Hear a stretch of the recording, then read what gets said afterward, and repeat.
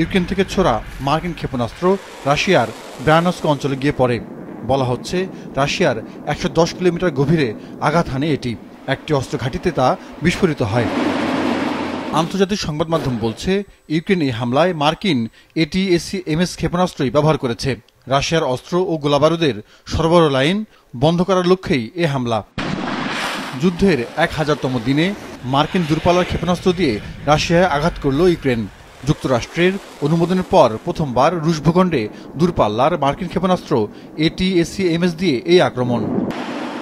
Russia অবশ্য বড় ধরনের ক্ষয়ক্ষতির কথা অস্বীকার করেছে।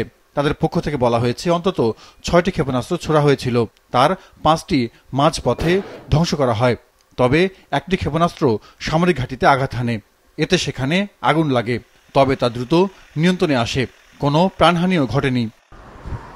রাশিয়া হুঁশিয়ারি করেছে মার্কিন ক্ষেপণাস্ত্র ব্যবহারের ফলে ওয়াশিংটন এই সংঘাতে সরাসরি যুক্ত হয়ে পড়ল। এই আক্রমণের উপযুক্ত জবাব দেওয়া হবে। পশ্চিমা দেশগুলো সংঘাত বাড়ুক সেটা চায় বলে অভিযোগ করেছেন রুশ পররাষ্ট্রমন্ত্রী সের্গেই ল্যাভরভ।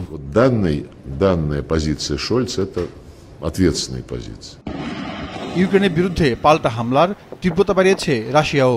ইউক্রেনের দোনেস্ক অঞ্চলে একটি গ্রাম দখলে নিয়েছে তারা। ২০২২ সালের ২৪ ফেব্রুয়ারি ইউক্রেনে রুশ আক্রমণের মধ্য দিয়ে যুদ্ধ শুরু হয়। এখন ইউক্রেনের ১/৫ ভূখণ্ড রাশিয়ার দখলে।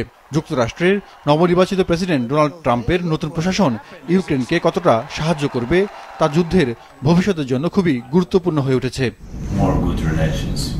জাহিদুর রহমান, মাছরাঙা নিউজ ডেস্ক।